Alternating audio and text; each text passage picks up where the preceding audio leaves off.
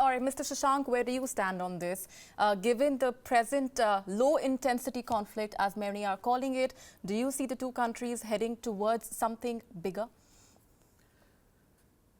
Well, there is a macroscopic view that yes, things have not changed very much over the last 40, 50 years.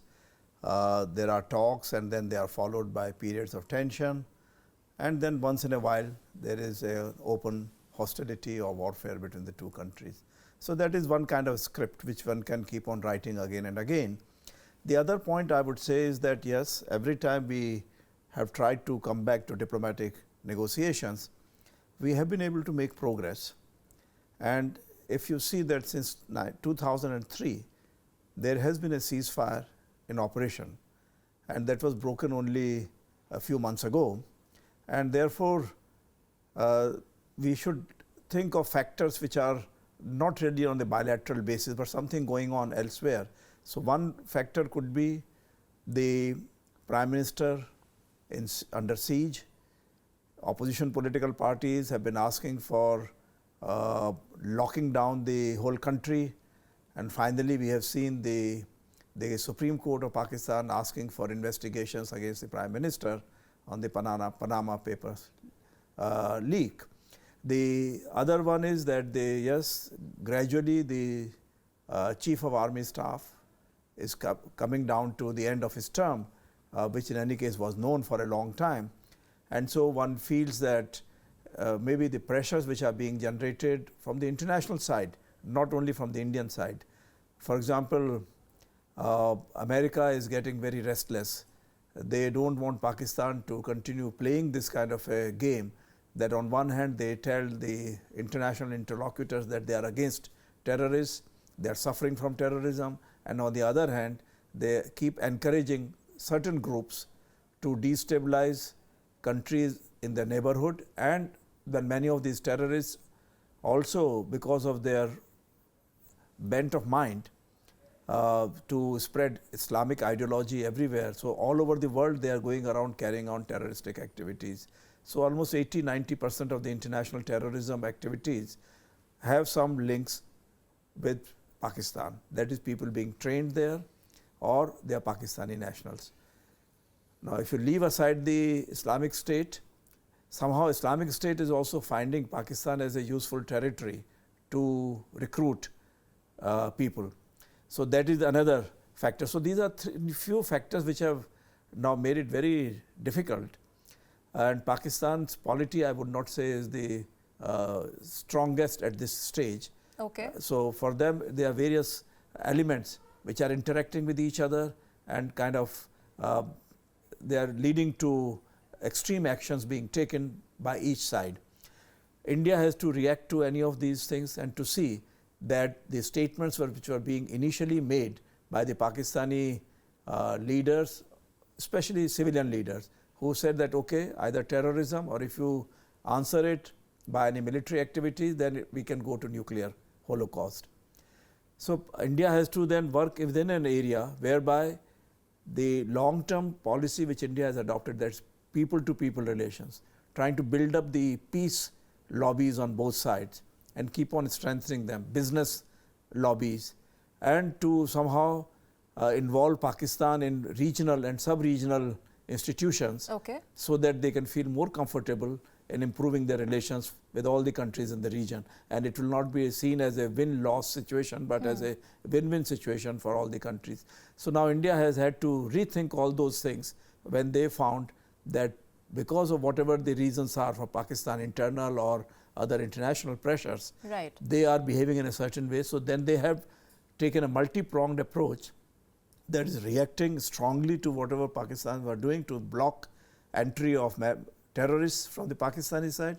Secondly, to tell them that yes, there could be diplomatic costs, okay, there could be economic costs, trade relations, Indus Water Treaty was brought into kind of consideration on these issues. So that was the matter. And similarly, if any action is being taken by the Pakistanis to fire across the line of control, etc., to protect the terrorists moving in before the winter really sets in. Right. So The Indians have been responding it strongly by saying that, look, this is not the route which should be followed and you must control them. Request to just hold that thought there. We also have Mr. Zahid Hussain, defense analyst from Pakistan, joining us on the broadcast. A few questions that we want to, in fact, put to him. Sir, thank you very much for joining us. No tanks have been deployed, neither have aircrafts, etc., yet been put into use. Are India and Pakistan not, though, already at war with each other?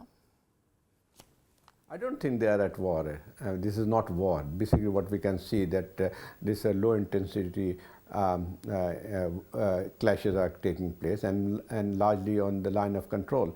There hasn't been any activity on the international border, so it is not a war-like situation anyway. And I think what is happening that the ceasefire, which was actually agreed between India and Pakistan way back in 2014, and they actually, both of them actually have actually observed that has broken, and so we have seen actually going back to the pre-2004 situation where this clashes on the line of control were routine things.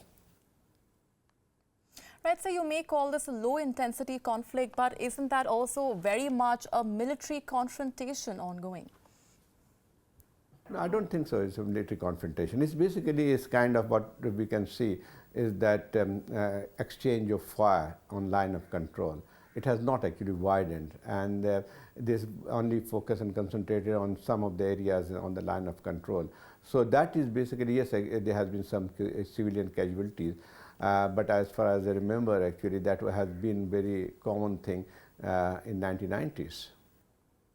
But sir, the very fact that this low-intensity conflict persists but has not escalated yet into a full-fledged war, is that an indicative of the success of nuclear deterrence here?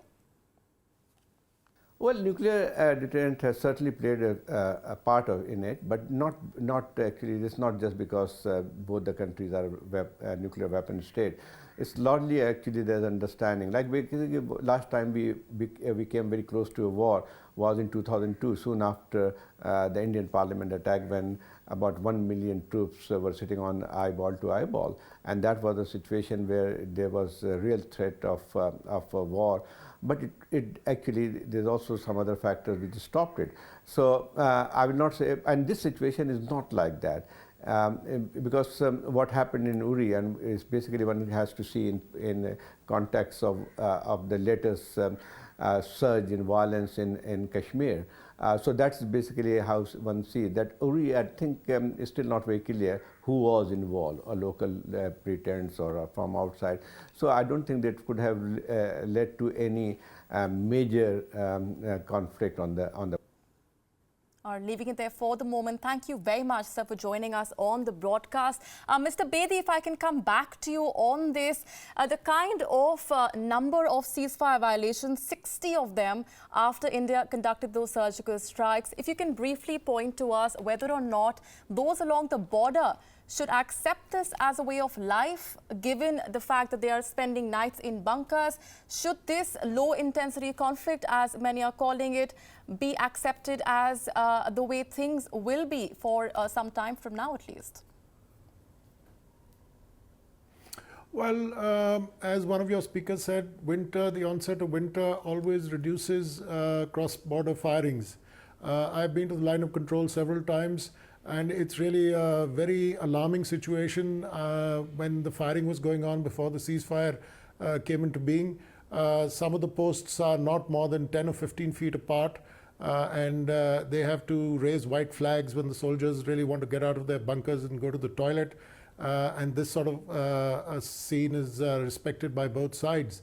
So I think the cross-border firings are likely to recede over the next few weeks, and then probably become very sporadic in the winter months, because whoever has to cross the line of control has already done so. All right, Mr. Shashank, we're just and about... as far as the people living in the border regions are concerned, as far as people living in the border regions are concerned, I think for the next few weeks, they will probably have to live in a warlike situation. As I said, no peace, no war, but constant firing across. This includes small arms fire. Mercifully, no artillery fire has opened up yet. because that takes the situation to a completely different level. Right. So it's small arms, mortar fire, which is dangerous, and I think it will continue for a few more weeks, but then it will probably cease or splutter away. Right, Mr. Shashank, just about wrapping up in less than a minute, briefly, where do you think is really moving from here? Should diplomatic ties be called off, as many are suggesting? Well, if you call off diplomatic ties, at some stage you will have to again go through a process of setting up a dialogue.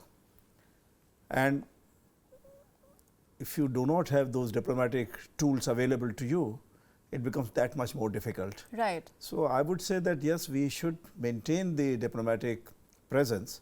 We should wind it down to the maximum extent, because really now not very many meaningful activities would be going on. Of course, there are people who are traveling across still, because the Samjhauta Express and the whatever buses, etc., are still running. Yes. So there are always consular assistance and things of that kind which has to be given to these people, and that does provide the opportunity for the diplomats present on both sides to carry on the dialogue, provide a safety factor, so Right. that things do not go beyond what the government leadership Yes. wants them to move beyond that level. Because our Prime Minister said that he would like to give a message, a strong message to Pakistan.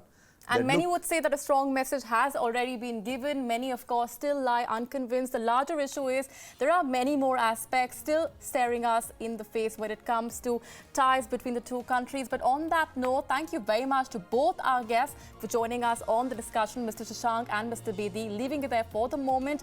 News and updates continue on the other side of a short breather right here at Wion. Stay tuned.